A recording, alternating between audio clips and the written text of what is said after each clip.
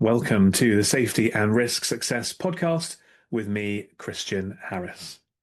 Today I'm joined by Phil Clarke, who's Head of Health Safety and a Chartered DHO, Chartered Health and Safety Professional, and now a doctoral researcher. Phil's career has taken him from military intelligence through environmental health to leading safety in complex multi-site organizations. And today we explore how these experiences shaped his philosophy of risk assessment, why it's often overcomplicated, how to make it more dynamic and locally relevant, and why operational leaders, not just safety professionals, should own the process. Phil also shares his Safety Six model, or perhaps the Clarke model, as we'll hear, developed from years of practice, and how his research aims to make risk assessments both more effective and more usable. I'm sure as a safety leader, you'll definitely want to take good care and attention thinking about risk assessments. And so this episode should give you some great hints, tips, and advice on how to improve that. So I hope you enjoy. Cheers. Welcome to the Safety and Risk Success podcast with Christian Harris. We believe that proactive safety and risk management powers business performance.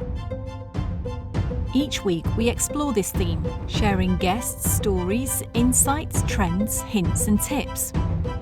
You can find us on all the major podcasting platforms, and video versions are available on YouTube. But for now, let's join the conversation with Christian. Thanks for joining me today, Phil. Inviting me, Christian. It's a distinct pleasure. You've got the honour of being the very first person I signed my book for as well. So, you're a very distinguished guest. Yes, I feel honoured, and it's I have read it. It's on my bookshelf behind me, and I have read it honestly. Very, very good. Well, I just got my spoken version as well. Well, I just got my first 1-star book review on Amazon, I noticed. So thank you for that. I appreciate it. Great to have you. We're not always talking about me, don't worry. Great to have you on, and we're going to talk about what you're up to in terms of risk assessment and some of your research and all the cool, exciting things that you're doing. I thought we'd start though with a bit of backstory, if that's okay, because safety wasn't your sort of aspirational career choice, was it? You looked into teaching, I think. So talk to us a bit about that and how you ended up kind of falling into safety. Hey, is that an intended pun? Anyway, it's going to be full of crap jokes. Let's warn everybody before I started off many years ago looking to follow my father into the police force, but I couldn't see far enough. I was too short as well. And I didn't really want to wait the 2 or 3 years until they scrapped those requirements. So I ended up going to the careers office and ended up joining the military, joining the army. My intention was to join the Royal Engineers, but for some reason I ended up in the intelligence corps. So these were back in the days, it was at the tail end of the Cold War, which was, it was interesting. I did 12 years in that. And at the time I didn't think about it, but afterwards when I started learning about safety, etc., I realised that 12 years are very much about being an operational risk manager. Turning information into intelligence, briefing people so they could make informed decisions on what they could do and what they wanted to do and what they could achieve. I then, maybe sound a bit flippant, but being in intelligence. It's not quite like James Bond films or these I imagine TV it's not, yeah. shows. You spend most of your time sat at a desk, and I just fancied doing something different. So my long-term goal was to become a history teacher. So I'd done a degree with the Open University in history. I had the opportunity to spend a couple of weeks at a secondary school shadowing a history teacher, and I decided I don't want to teach history to school kids. So I didn't really know what I wanted to do. I just knew I needed some change. So I retrained in the military. And long story short, the next course that was starting, I had a direct civilian qualification and experience as an environmental health practitioner, which I did that. And when I ended up leaving the military, I continued doing my development, quite good at the health and safety side of it. So I focused on that. And so I'm an environmental health officer working for a multi-site organisation. Although I was a head of health and safety. and I've never worked in a local authority as an EHO, Right. EHP. Um, but I do see that, with hindsight, I think starting my health and safety career as an EHO was a really, really invaluable way of starting, because it um, gave me that wider perspective. Environmental health Yeah. has got 5 pillars, I'm sure you know: health and Yeah. safety, food safety, housing, environment, and I suppose that bringing them all together is public health and well-being. So Mm. I think, and it also is degree level career, degree level role. So I think it also gave me that, the critical thinking, curiosity, and all those sorts of things that I think has held me in good stead. So Yeah. I had a couple of temporary jobs after leaving the military. I had the opportunity to take a career break for a year to do my master's full time as a full time student. My previous degrees have been as a serving soldier, and then yeah, I didn't really have any big career plans. I just stumbled from one role to the other. Yeah. Um, As Never many of us had. do. Well, yeah, it's you read about some people who have got these big careers mapped out. That certainly was never me. And yeah, I'm here today as a head of health and safety. I really like being a head of health and safety. It's Yeah. quite a responsible position, but it's that responsibility that I sort of I Yeah. relish that Yeah. opportunity, Mm. and I like making assessments and decisions. Yeah, that's how I'm here today. Very good. And you've worked in quite a few different sectors. So how, just kind of briefly, how have those different sectors kind of shaped your view or your approach towards safety and risk management? What have you kind of learned from working in different sectors? I suppose I spent a year working for a charity that trained engineering apprentices, and that gave me an appreciation of the challenges faced by small and medium-sized enterprises. Hmm. Um, the organisations or companies that we helped, they weren't large enough to have their own apprentice training schools, so they set up this charity that I work for to do that. But it showed me some really, really good consultants who supported them. Also Yeah. showed me some really, really bad consultants who didn't support them. But yeah, I think it was really beneficial for showing the challenges that small and medium-sized enterprises have, Yeah. particularly with their approach to safety, and how easy it is for those organisations to over complexify things. Is Yeah. that a word? Make it Yeah. too Oh, complex, and it yeah. almost is meaningless because it's a paper-led exercise. I Hmm. think that really helped me think about operational safety from an operational perspective.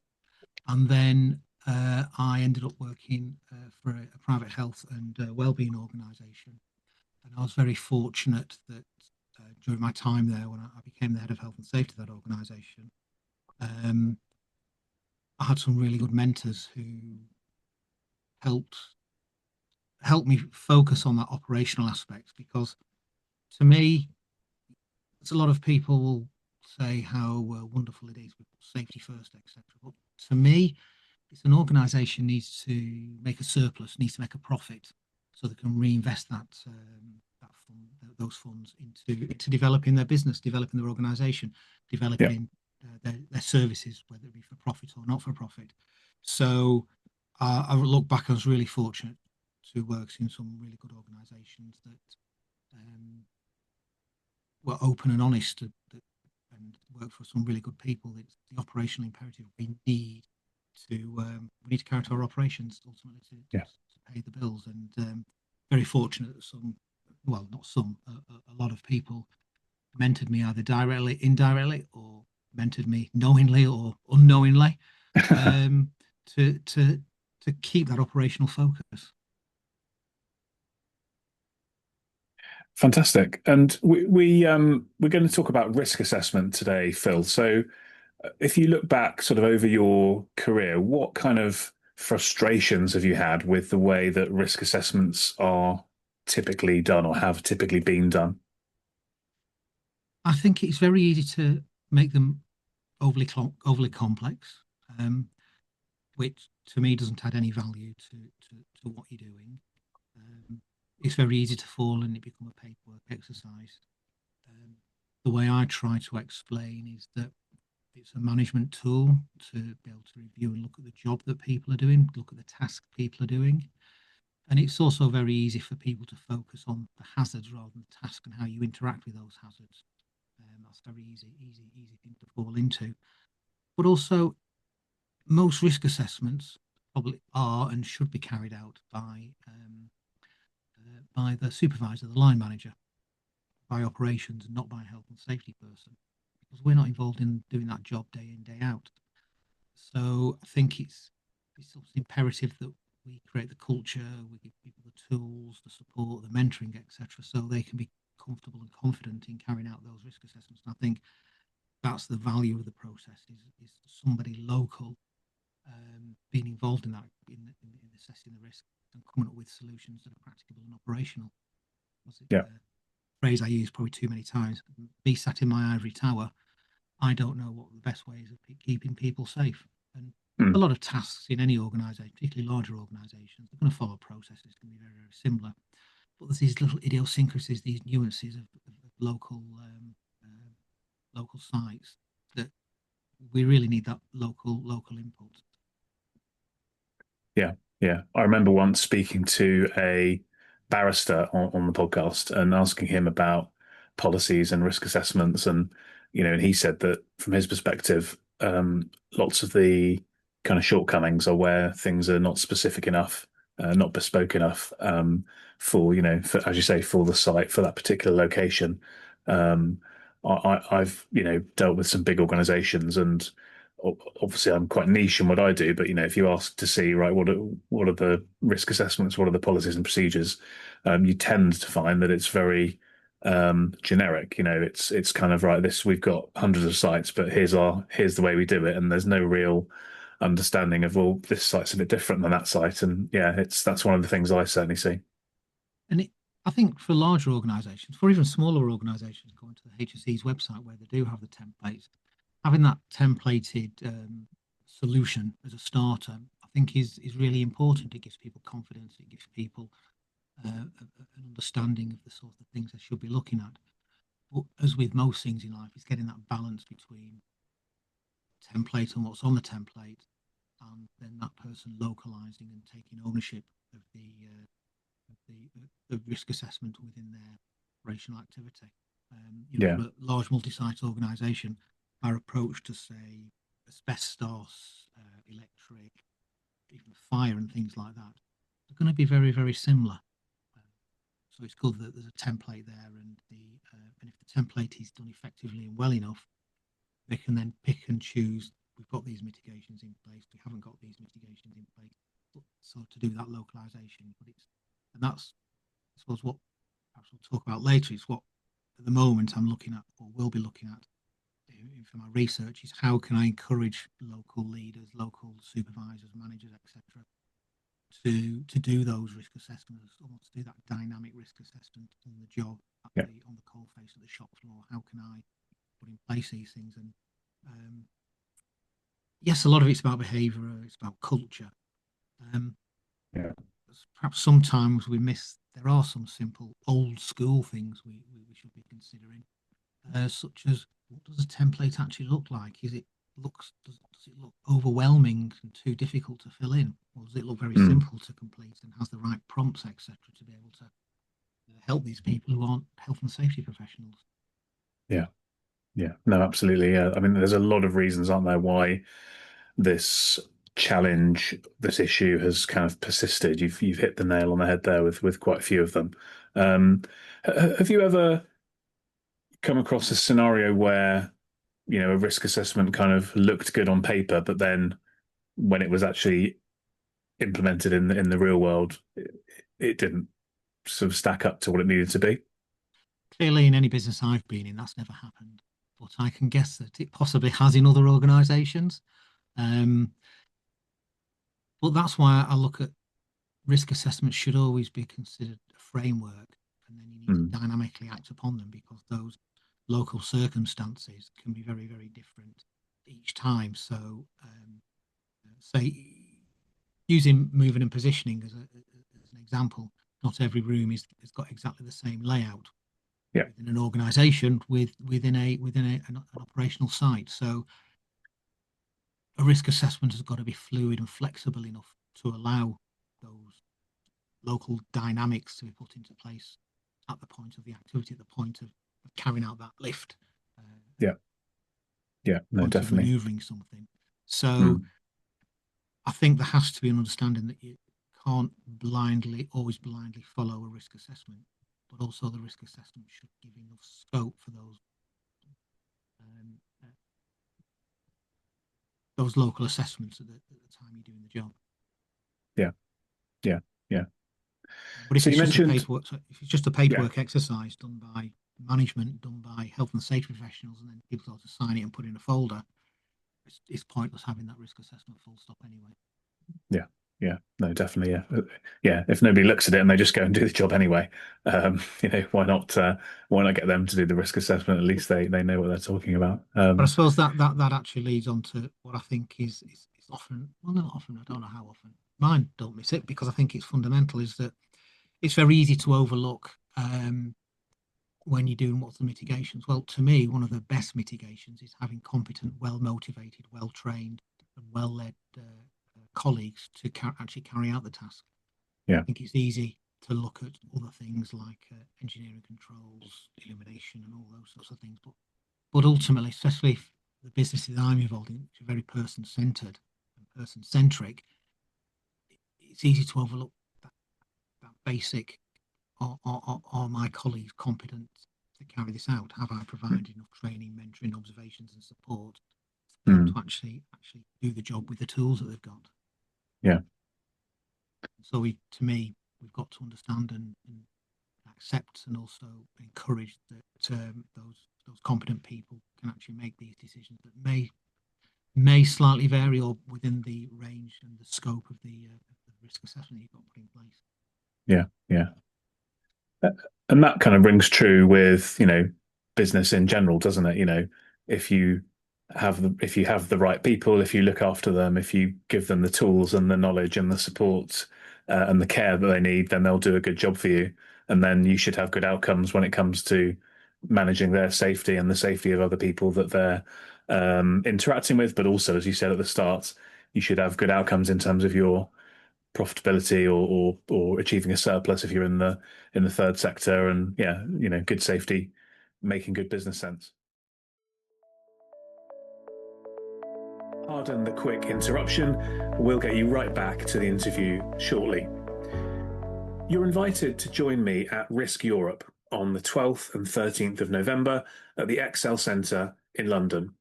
I'll be there doing live podcast interviews, hosting some seminars on stage, and talking to people on our stand.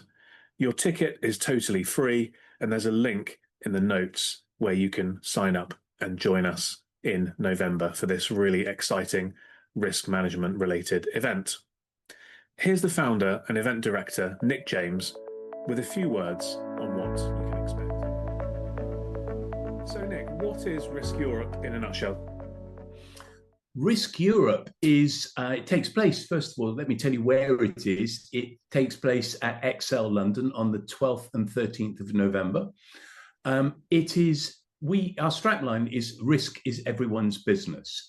And it deals with every aspect of risk, from, geopolitical uncertainty, economic volatility, climate change, the double-edged sword of generative AI, cyber attacks and ransomware, which we're hearing lots and lots about from Marks and Spencer's, Harrods, Co-op, Jaguar Land Rover, airports, the list goes on. So we cover every sort of risk that a business or an organization could face. We have 200 speakers under one roof for 2 days, subject matter experts with deep domain expertise. And most importantly, we have over 100 solution providers. So whereas people have to decide, well, which solution are we going to use, are we going to onboard, they can almost shop, compare and save under one roof and bring their team along and ask questions, and then even come back the next day and say, okay, we've shortlisted it to 2. Which one do we think? So it's a gathering of the great and good from the governance risk compliance community. So do join Nick and I on the 12th and 13th November at Risk Europe at the Excel Centre in London. You can find all the details on where to get your free ticket in the show notes. Now, let's get back to the interview. Yeah, and those are the basic concept of business. I have a support function. I'm there to advise. I'm there to encourage. I'm there to support, and other people can make those decisions not just based on the information support I've given, but other pillars of the business, whether it be HR, whether it be IT, whether it be marketing, whether it be property, facilities, business development, etc. So mine is just one of the many functions that we have to help support the business move forward. Yeah, definitely. So what prompted you to go down this route of the doctoral research? You mentioned you're looking in or about to start that. What was the driver for taking that route? I suppose it's something I've been thinking about for a long time. I did my master's after leaving the military, so that's about 10, 15 years ago. And I've always been a proponent of professional development, continual professional development. And as I've been working in health and safety, I've developed and refined my ideas. And I thought, let's try to do this through a lens of evidence, an academic lens on it, to challenge and also to be curious and be a critical thinker and to listen to other people as well. And so my aim is to try and complete it before I retire. Not a few years left yet, but it's a way of refining my thought process, focusing my thought process.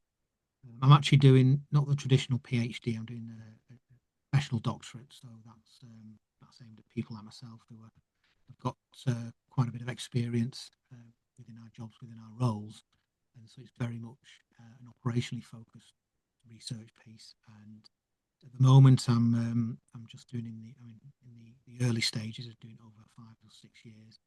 So one of the benefits of the professional doctorate route is effectively they're showing me how to become a researcher. Traditionally, when you do a PhD, you do your undergraduate, postgraduate, masters, and then go straight onto the PhD, and you're in that system. Whereas I've been outside of that academic education for 10, 15 years.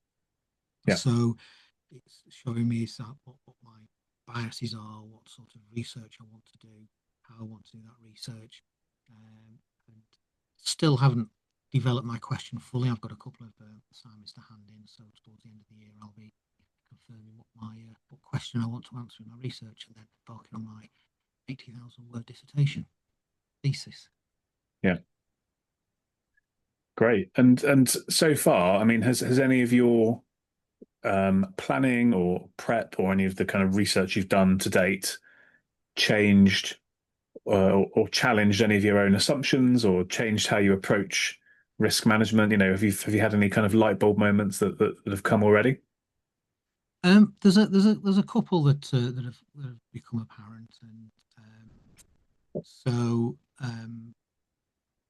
but I'm still very much open to challenging myself and refining these thoughts. But yeah, some of the papers I've read on the benefits or not of carrying out audits, some of the issues or some of the support about having no blame culture in organisations, so you've got that transparency, etc. But also, what's emerging quite a bit is that safety paradox. The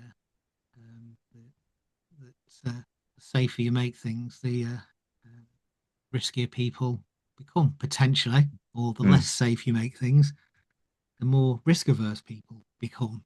So some research I've been looking at recently is I forget the guy's name, Moderman, I think it is, a Dutch road engineer who Right. proposed removing road signs and road markings in various Dutch towns and cities, and it reduces the accident rate. So, it's something in there that thinks, something to this, or is it unique to roads? Is it unique to the Mm. localities that they put in place these interventions? So at the moment, I've got quite a wide range of things that I'm looking at. I don't know if you can see any of the book titles in the back there. There's quite a vast range. So this next few months, I'm just trying to focus down that and focusing on that risk assessment side of things. Yeah. So no I can sense. light bulb. I need to completely change the way I do things. But there has been a few little light bulbs. I'm thinking, Yeah. that's an interesting thing. Perhaps I should do this Yeah. minor adjustment here and there. Yeah, and I guess that would be the fun of this, of doing this exercise, I suppose, because you'll be able to read very widely and have different opinions and think about it carefully, and it will sort of challenge the way you think about things. But actually, that might not mean you change your opinion. It might mean that it reinforces. But it's definitely worth always looking at these different perspectives, isn't it? Yeah, you don't do research to confirm something you already think. You don't do research to shout down or deny a potential intervention. I think, to me, I'm looking at it with an open mind and trying to have that balanced view and see what happens and see where my research takes me. Part of that research, I'll be doing some studies, the joys of the difference between quantitative and qualitative surveys and things like that. But I suppose I'm very much I'm more of a people person and data crunching person. So much of my research will be based on interviews, particularly with many of my colleagues I work with currently. But you never know, I might invite you to be the subject for a formal interview as part of my research, Christian. Always happy to help. Always happy to help. You never know, there might be a book in it as well. Who knows? Oh, there you if go. there is, I'll make sure you're the first to sign it. Perfect. There you go. That'd be good. Good quid pro quo. One of the things you mentioned, Phil, was that you've got this an acronym around risk assessment, which is the same as your name, I think, if I recall correctly. Could you yes, talk us through that a bit? Yeah. My ego trip. Yeah. I was asked to speak at an event, just before the pandemic, I think. So it was about 2019, maybe 2018. And I kept putting it off, thinking I need to prepare these things. But I'm quite confident and comfortable just standing on stage and banging on about safety for half an hour, or whatever. But I thought, let's just refine my thought process and my approach to health and safety. And as I was thinking, oh, I could use my surname Clarke to go on a big ego trip. And so I came up with C stands for communication. I think it's important. Mm-hmm. Most important aspect to me of communicating is listen. But L is not listening. L is localism. So it's what I was talking about earlier about people doing things locally, probably the most empowered people to do these things. Now, some of these things change sometimes each month of what I think they stand for. And at the moment now, the A stands for AI. And that's really just to say that we should be embracing technology. I use AI. It's good, but it's also really, really bad. Some of the studies I've read recently would say that it's 60 to 70% accurate. Well, that means it's 30 to 40% inaccurate, and a higher percentage depends on the niche that and how detailed you're looking at and how niche you're going. So the R is review. I think we should always review things, and when I have done talks and I've spoken with people, when I review things, I take the approach that review means what you're doing has got to add value. It's got to be dynamic, and you've not got to be precious about anything. So if I've done something in the past and I review it and take other people's opinions, criticism, comments, etc., you shouldn't be precious and defend what I've done. If someone's got a better idea, right, I'll grab that and take it. K is knowledge. Knowledge underpins everything we do, whether it's knowledge you already have or knowledge you need to seek and gain through whatever, whether using AI or DeepSeek or ChatGPT or whoever to get that knowledge, or going in reading academic papers, etc. And then E, the final one, and then it goes back to what I've been talking about, the operational imperative, is be an entrepreneur. How can Yeah. your role add value? It's very difficult to add direct value if you're in a support function. So you Yeah. can turn that round and think, well, what costs can I take out from the business? Is there a better way of doing training? Do we need to do a 3 to 4 day safety management course? Can we actually bespoke that? Just do it down to 1 or 2 days. Do we need to have this plethora of different courses and interventions?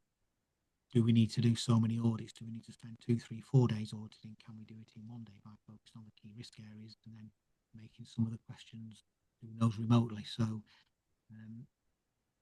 it's not, I remember speaking with somebody who they did add value to their organisation in that they started selling their consultancy services and training packages from their company they work from to other companies. Yeah. To the extent that they ended up, their big company, their main employer, ended up selling the training organisation for a tidy profit. Nice.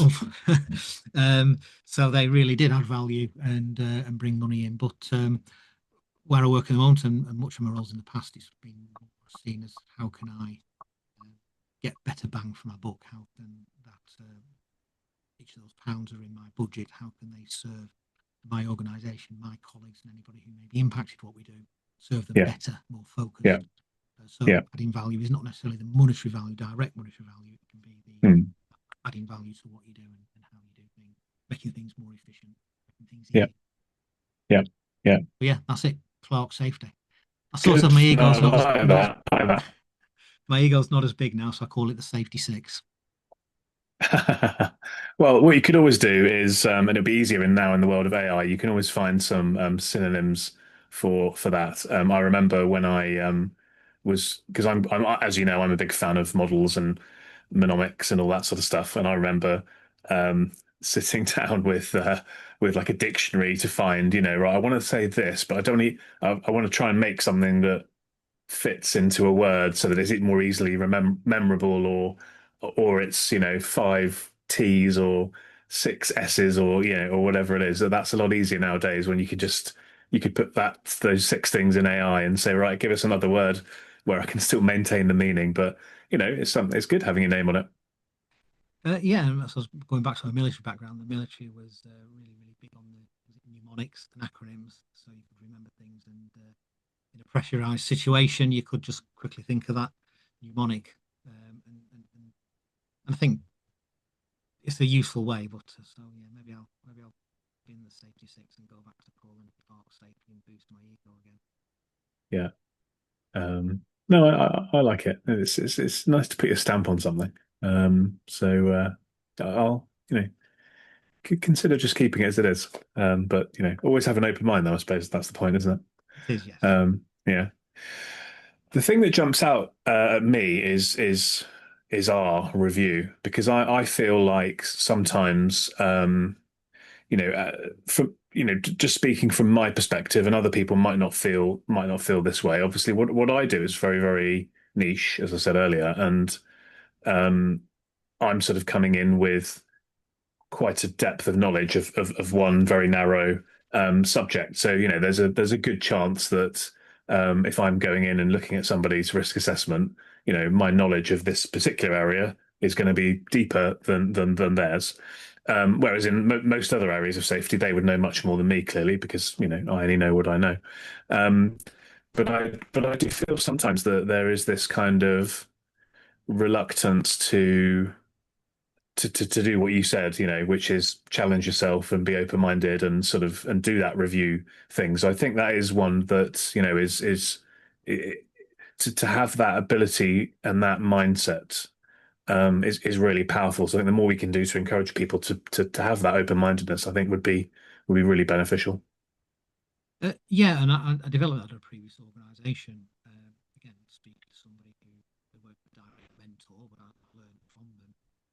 When I was discussing the safety management system we had in place, and I was looking at changing it. They've been in place for a number of years, and they started talking maybe from a business speak perspective, and immediately it meant something to me. Being dynamic, being responsive, adding value, and then it was further thought about it. But I thought about it more, and then thought, be precious about anything really. And so, yeah, review has got to be a review. It's got to be that holistic approach and taking into account opinions and perspectives. In fact, on that perspective side of things, just recalled I was going to the launch of Mark McBride Wright's book, the Safe Leader, and the person who was hosting it said that a lot of the things we're doing in safety today are based on decisions that were made 30, 40 years ago. And those decisions 30, 40 years ago were made by male, middle-aged, middle-class men, white men. But we've got a far more diverse workforce these days, and so perhaps we would be in a better place if we had that diversity of thought 20, 30, 40 years ago. So to me, it's important that we do get a diversity of opinion when we are reviewing. So it's why it's opened my mind to listen to everybody, and at the risk of taking over this and ranting for half an hour, listening to me is one of the most important attributes a health and safety professional can have. Yeah. Unless we learn to listen, we won't learn anything. To me, that's a very important thing is listening to other people. And that goes towards that other people. Towards that review. But of course, a review, sometimes people are in this of the opinion that if you carry out a review, you have to make changes. Carrying out a review could mean, I'm happy with what we're doing. Let's crack on and continue to do it. A review can mean, well, do we need all these mitigations to keep people protected, when we can remove some of the mitigations and still have the same level of protection, the same low level of risk. So review doesn't mean change and add things. Review can mean things as they are, even remove the mitigation that you have in place. But to make sure you actually do review it rather than just thinking, we need to look at it every year. Yeah, it seems okay. Let's just carry on. Let's not make any changes for change's sake. I agree with that, but actually, let's take that step back, look at it with the beginner's mind, and do something robust to review it. I think is important. Yeah, I think what I do advise people to do. Say they might have 15, 20 risk assessments covering their activity in their location.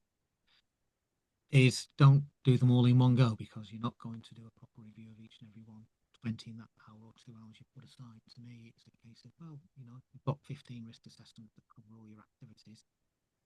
Have a look at one every other week, one a week, to review them and space it out over that year. That then give you that time to carry out a better review rather than quickly signing things off. Yeah. So for somebody who is joining us today, what would you say would be a good practical step that they could take away to go and maybe they're a bit frustrated with the kind of current risk assessment process? What's something they could do to go away practically and start to improve the way that their organization does risk assessments? I think it goes back to what I was saying earlier, that think about what you're doing. What value will it add to my organisation? Is it dynamic or is it static? And in many respects, there's very much a vogue within safety to look at all these fancy new things. Of course, I hope they look at Clarke's safety or the Safety 6 as the next thing, of course, accepting that. But if they, safety 1, safety 2, safety differently, HOP, BBS, and all these other sorts of things, it can be very easy to look at what's the latest suggestion by somebody on LinkedIn or whoever. But to me, is the basics underpin everything we do. The guidance documents, the HSG that's linked to your operational activities that the HSE produce. Have a look at that, and it's get the basics right. People what about, you don't need policies and procedures. Actually, you do need policies and procedures. So it's get those basics, those underpinnings right in the first place. So take that step back and look at your policy and procedures, and maybe your policies might need refining and made less complicated and less complex. But having policies helps and empowers you to do things within a particularly larger organisations. It empowers you to ultimately spend money because it's in your policies been approved by your board, your executive. So yeah, if you're new to an organisation, new into role, just look at the basics to start with. Be comfortable and confident that those are in an acceptable place or even a good place to start with. Then look at your operational implementation, and then go back to your policies and procedures and review those to make sure they are operationally focused, they are understood. You know, it's very easy as a health and safety professional, as an environmental health professional, to write really complex policies and procedures. They're not going to land unless they're operationally focused. They're not going to land unless they are dynamic enough. They're not going to land if they're overly complex. They've got to be, use this word, common sense enough for people to understand and implement. If you do need to have complex interventions, then you need to work with people to go on a sound cliche and call it. You need to go on a journey with them to understand what you need to happen, why it needs to happen, and how together you're going to achieve that. Yeah, definitely. No, fantastic. And from a from a mindset perspective, what would you say is the biggest mindset shift that the safety professional needs to make to improve the way they go about doing risk assessments? We need to accept we're one of many functions within an organisation. We are not the most important function within an organisation. Therefore, we need to work with people. We need to understand priorities. Mm. And so get into that mindset that health and safety does not control or run a business. We support other people. We support our operational colleagues to support the business, to run that business. Yeah, definitely agree with you on that one, Phil. So thank you for sharing that. So talk to us a little bit before we wrap up about your channel aspects of safety and the podcast. What are you up to? What's the mission? What sorts of things can people expect to see coming out of that? Well, if I had got my technical abilities right, it would have already been released with about 6 episodes. But at the moment, I'm still very much learning that you plug your microphone into the microphone port and not the speaker port when you're recording and interview some good people, and you make sure the battery's not dead when you press record on other podcasts. No, I think that doing research, it's easy just to do research in isolation and leave it in academia. And there is a place for academic research to be amongst academics to discuss these things. But the whole point of me doing the professional doctorate route is that I want to share that journey I'm on. I want to share that research that I'm reading and assessing and quantifying and summarizing. So I thought I'd try to set up a podcast or a blog or YouTube and things like that, so I could share that, and hopefully some people might benefit, might cause them to pause and think about something. So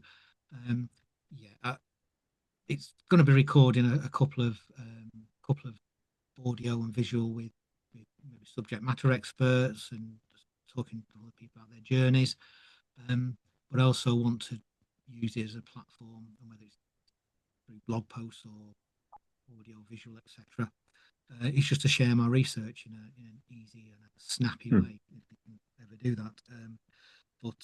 I've recorded, I think, 8 or 9 episodes so far, and not one of them was used for various reasons. So I'm having a restart, and I suspect you may be one of the early guests, Christian. Oh well, there we go. Great honor. So thank you for inviting me to do that. And where can people find out more about that then? And where's the best place to connect with you? Is it on LinkedIn, for example, to kind of keep in touch and learn more? Yeah, just myself on you can find myself on LinkedIn, search Phil Clarke, or my I've set up a little bit of a part of the internet, aspects of safety.com. So I'm starting to put things together on there.